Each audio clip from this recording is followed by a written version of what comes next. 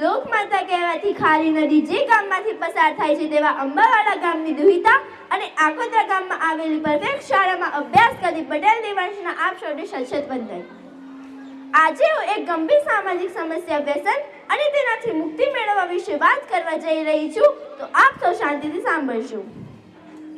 હવે તો છે બસ એક જ સપનું, હવે તો છે બસ એક જ સપનું, નશા મુક્ત થાય ભારત આપણું, નશા મુક્ત થાય ભારત આપણું। માણસ કરતા તો પ્રાણીઓ જતું છે, કેમ કે તેઓ વ્યસન કરતા નથી। બુદ્ધિશાળી માણસ પોતે જ વ્યસન કરી રોગોને નોતરે છે। પ્રાણીઓ માટે એક કહેવત છે કે ઊંટ મૂકે આંકડો અને બકરી મૂકે કાકડો, પણ બુદ્ધિશાળી ગણાતો માનવી કાંઈ મૂકતો જ નથી। જે પણ પીવે છે, સિગરેટના દરેક પેકેટ પર સિગરેટ પીવી એ સ્વાસ્થ્ય માટે હાનિકારક છે આવું છાપેલ હોવા છતાં આજનો માનવી તે ખાય છે। આજે આપણને ઠેર ઠેર વ્યસનની આડમાં ફસાયેલા લોકો જોવા મળે છે। લોકો તમાકુ, બીડી, ગુટકા, માવા મસાલા વગેરે જેવા વિવિધ વ્યસનો કરતા હોય છે। અને હાલમાં પાછું એક નવું વ્યસન આવ્યું છે, અને તે છે મોબાઈલનો વધુ પડતો ઉપયોગ। ટેકનોલોજીનો જેમ જેમ વિકાસ થઈ રહ્યો છે તેમ તેમ વ્યસન પણ જાણે ડિજિટલ થઈ ગયું છે। આજે આપણને મોબાઈલ અને ગેમ્સના કારણે બાળકોને શારીરિક તથા માનસિક બીમારીઓ પણ થાય છે। छोड़ो नशा और शराब, छोड़ो नशा और शराब, न करो जीवन खराब, न करो जीवन खराब, कुछ पल का नशा सारी उम्र की सजा, कुछ पल का नशा सारी उम्र की सजा। વિશ્વમાં દર વર્ષે 14,000 જેટલા લોકો દારૂના વ્યસનના કારણે મૃત્યુ પામે છે।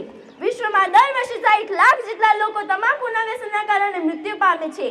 વિશ્વમાં દરરોજ 5,735 અને ગુજરાતમાં 244 જેટલા નવા બાળકો વ્યસન કરતા શીખે છે। અને દુઃખની વાત તો એ છે કે એ વ્યસન કરતા પણ પોતાના વડીલો પાસેથી શીખે છે। આ ધૂમ્રપાનથી તમે તમારા જીવનની 3 અનમોલ વસ્તુ કે જેને તમે ધિક્કારી રહ્યા છો।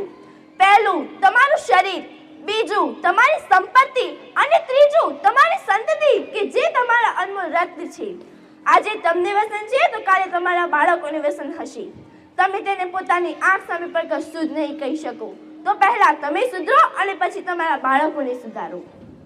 વિશ્વમાં દર વર્ષે 33 લાખ જેટલા લોકો દારૂના વ્યસનના કારણે મૃત્યુ પામે છે। તમાકુના વ્યસનના કારણે કેન્સર, પેટના કેન્સર, આંતરડાના કેન્સર, લીવર ખરાબ થવું, કિડની બીમારી વગેરે જેવા કેટલી જાતના કેન્સર થાય છે। જે શરીરને ગીતામાં ઈશ્વરનું મંદિર સમાન ગણવામાં આવ્યું છે અને તેમાં ઈશ્વરનો વાસ છે, એટલે કે ભગવાન શ્રી કૃષ્ણએ કહ્યું છે કે હું દરેકની અંદર રહેલો છું। માણસ બુદ્ધિશાળી ગણાય, ઘરમાં ચોર ના ઘૂસી જાય તેની પૂરતી કાળજી રાખે, પરંતુ પોતાના શરીરનું ધ્યાન રાખી શકતો નથી। વ્યક્તિ પાપ કરે તો તેને એકલાને ખતમ કરે છે, અને જો વ્યસન કરે છે આખા પરિવારને ખતમ કરે છે। વ્યસન છોડી કલાનો વિકાસ કર માનવી, વ્યસન છોડી કલાનો વિકાસ કર માનવી, નહીતર બનશે જિંદગી ઘરથી કબર સુધી, નહીતર બનશે જિંદગી ઘરથી કબર સુધી।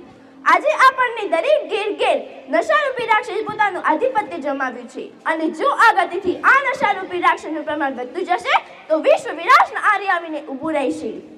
લોકો તમાકુ, બીડી, ગુટકા વગેરે પીને પોતાને રાજવી જીવન આપવાનો પ્રયાસ કરે છે, પરંતુ નશાથી જીવન સુધારી શકાતું નથી।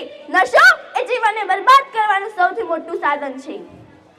આજે લોકો ચંદ્ર પર ઘર બનાવવાની વાતો કરે છે, અને આપણે હજુ અહીં બીડી, તમાકુ, ગુટકા વગેરેમાં ગૂંચવાયેલા છીએ।